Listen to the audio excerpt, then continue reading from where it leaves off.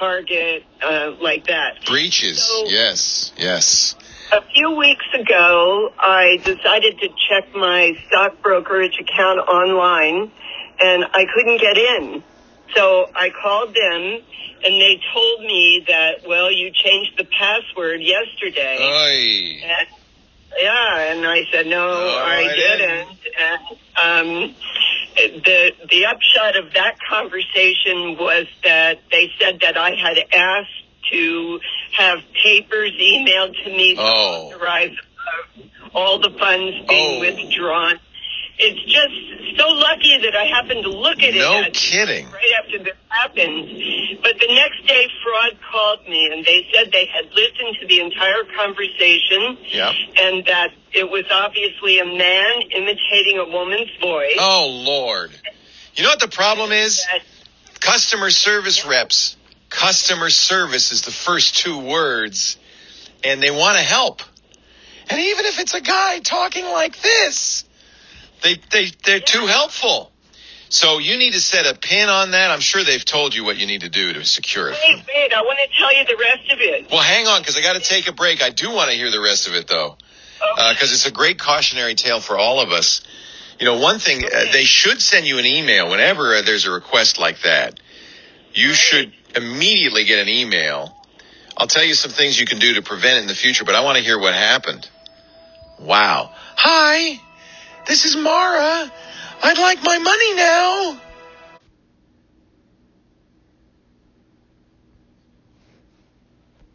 Brokerage is at fault on this. But we'll find out. I'm not going to talk to you during the break, Mara. Normally I would talk to you during the break, but I want everybody to hear this, so we'll get it on the radio. Mara, did you get to hear the phone call? Because that would be fun to hear somebody impersonating you. No, I didn't, but I sometimes think about calling them and asking them to play it for me, but I've been so busy figuring out LastPass and all the other stuff I've done to protect it. Let me recap. So Mara, for some reason, got the idea she should check her online brokerage account. She hadn't done it in a while, and they said, well, your password changed yesterday. You called in. In fact, you asked for all the paperwork to transfer your money out. What? Fortunately, you called them. I mean, did you not get an email from them saying this had happened? Usually that's what happens. They told me that the call came from my number and that they sent the letter to my email address, and I never got it. And this is basically why I'm calling. That's a cause for concern. Your number's easy. It's easy to spoof your number. I can spoof your number right now if I know it. By the way, this is the worst kind of attack because this is a targeted attack at you. They know about you. See, most hacking, most malware is casts a wide net. But somebody, probably from one of these breaches that I was talking about earlier on the show, got some critical information about you. Maybe you were a Marriott Starwood member. And remember that big Marriott hack that 500 million accounts got out? Well, it had name, address, phone number. Maybe they didn't know who your brokerage was, but they called around until they found the one that was, right? And they had, they spoofed your number. So that's, by the way, if the brokerage is using that to verify you, that's terrible. Get a new brokerage. They should do a lot more than that. I took care of all the security measures that I thought I had. I checked everything else, and it didn't appear that they had done anything else to me on my computer, bank, or whatever. Yeah, no. They got the gold. They got the gold mine. Who cares what else? They got the money. But, Leo, here's the main reason I'm calling you. All of this stuff I know you can explain. But I asked them how they finally verified and allowed this person to do this. They said we gave him 4 multiple-choice questions that were taken from public records. I think we've all had these questions. They're sort of like, which of these banks did you have a mortgage with 8 years ago, or what was your address? Which one of these? They use your credit report for that. So that's how they got it. They answered every question correctly, and that's the thing that I just can't understand. Yeah, that's how they got it. So whoever did this to you got information about you, probably got your social. And what they asked for, they went to this was a bit of a project, but they knew there was a pot of gold at the end of this rainbow. They probably went to, well, first of all, it could have been from the Equifax breach. Right there, that would be enough. Right. Remember Equifax, everybody's in Equifax's database. There are three big credit reporting companies, TransUnion, Experian, and Equifax. You don't have a choice. If you apply for credit in any way, part of the fine print on the contract will say we will submit information about you to these credit reporting bureaus. They collate information about you, and of course, when you apply for credit, that's who the lender will call and say, well, is Mara good for it? If they got your information, let's say they got it from Equifax. Maybe they didn't, but let's say they did. They may have gotten your entire credit report. That's where all that information comes from, where you lived, what your previous phone number was. It's all in your credit report. So where you had a mortgage, which bank? Yeah, that's in your credit report. And by the way, that's why that brokerage used it, because they have your credit report. So they can look at it and say, well, so they had that information, but so did the bad guy. So there's lots of ways to get it. This is a big problem we all are subject to. First of all, Equifax leaked this information out in a big database breach. So very, very likely that came from that. But let's say they got your name, address, phone number from the Marriott breach. And then, okay, they need your social to get your credit report. So maybe once they got that information, they found another source. A lot of times bad guys can collate these sources together. The breach, the thing I was talking about at the beginning of the show, collection number 1, which has 773 million passwords in it. That breach it's 2 years old. It's so worthless. The hacker who has it sells it for $45. 773 million passwords, $45. It's nothing. He says, I got much newer stuff. These breaches happen all the time. If you go to haveibeenpwned.com, that was the site I was mentioning. At the front page, you can put in your email address, but I guarantee you your email address is known.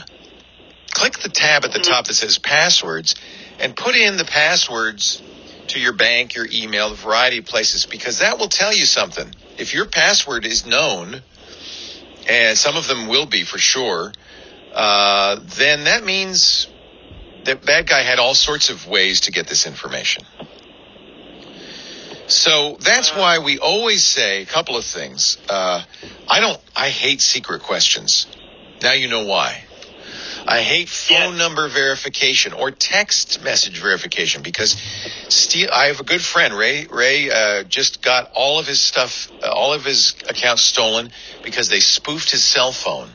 And when the text message came in, it went to the bad guys. And the bad guys were able to steal his Gmail account. And once you get somebody's email account, then you just go to all their other accounts and you say, oh, I forgot my password. Send it to me.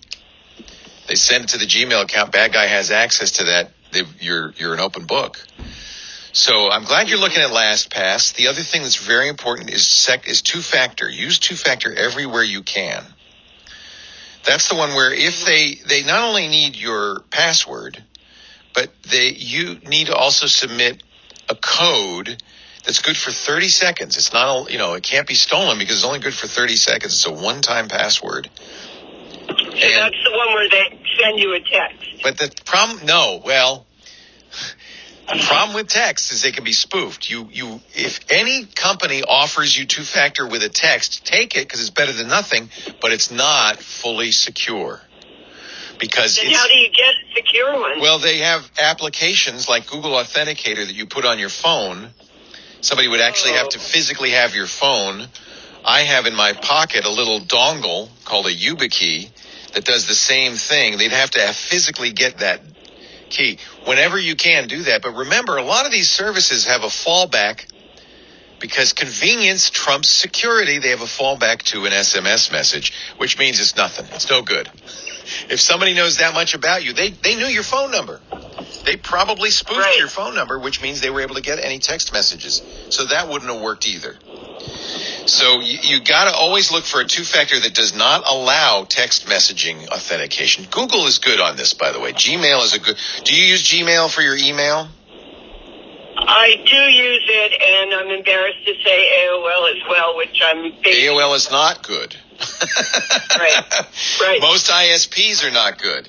But Google will allow you to use two-factor that does not have text messaging as a backup.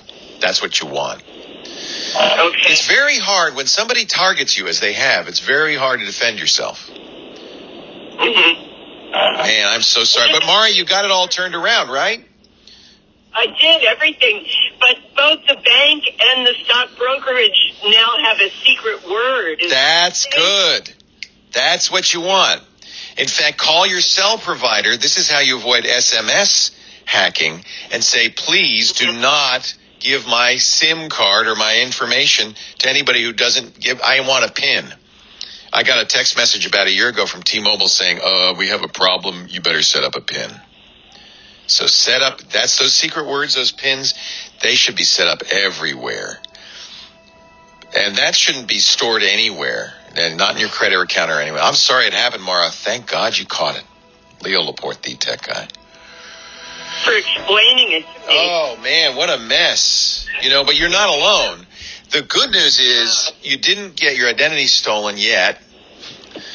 What you now also want to do is you want to go to Experian, Equifax, and TransUnion and put a credit freeze on your account. Okay. I'm going to I can give you a link, but I can put also a link in the show notes to a description on how to do this. And why this is so important is these people have enough information to do identity theft at this point. And that is a problem. So there's two kinds of, there's fraud alerts and there's a credit freeze. Now, the downside of a credit freeze is you will have to unfreeze it to get a loan, to buy a car, to get a credit card, anything like that. But the good side is so will a bad guy. So he can't use your credit report against you. So you definitely want to put a credit freeze on all of these. It used to cost money. Thank goodness there's finally a federal law has been passed that says they can't charge you to do a credit freeze. Okay, well, I do know how to do that, and I didn't do it because it did seem like such a hassle. But now that you've told me this, it's more of a hassle if I get identity theft. Yeah. So I'll do it today. Yeah, because the bad guys now know enough to do that if they wanted to. They clearly have your social. Yeah. So they have your social, they have, and that means they could do anything they want. So you absolutely, and by the way, if they ask why, you say, well, this is why, and they'll go, yeah, of course. They don't like these because that's how they make money, is selling your information. But as of September 21st, credit freezes and unfreezes are free. They used to be $45. How do you unfreeze it if you need to? You call them. Oh, well, that's simple enough. It's not horrible. You will want to, as always, with everybody, set up PINs and second factor and whatever you can. I'm glad you got LastPass. That will help a lot. Clark Howard, if you search for Clark Howard, I don't know if I've referred people to this before, but I don't know if Clark's updated it for the new law. So it might say it costs money. It doesn't anymore as of September. Okay. But Clark Howard has a good article on why you want to do this, what the different ramifications are. It's at clark.com if you search for credit freeze. Yes, he did. He updated this. When I heard him on your show recently, I did sign up with him. Yay. Good. I'll do that. Good. Yeah. Okay. Yeah. Wonderful. Yeah. Well, thank you so much. I'm sorry it happened, Mara. Boy, you had a instinct. You're very fortunate. It's interesting. I'm worried that you didn't see that email. That means almost certainly they have access to your email. So I presume you've changed your email password by now. I have. Since I got LastPass, I've changed everything. Yay! So the bad guys had access to that. The fact that they don't now is very good. Yeah. Okay, I haven't seen anything else. No other evidence. The bank, the computer, nothing so far. But I will do that credit freeze. Yeah, just remember they have that information. So, they went after the big bucks. That's the payoff. That's terrible. And it very likely came from a breach. Yeah, I can see that now, but the reason they needed papers was that they weren't just asking for the money, they were saying sell everything. Oh, man. That's a lot of money. They wanted everything you had. But isn't that odd that you would just call and say sell everything like in your IRA? No. Why is that odd? They want to cash in. That's what I'd do if I were a bad guy. You don't rob half the bank. You rob the whole bank. Leo Laporte, the tech guy.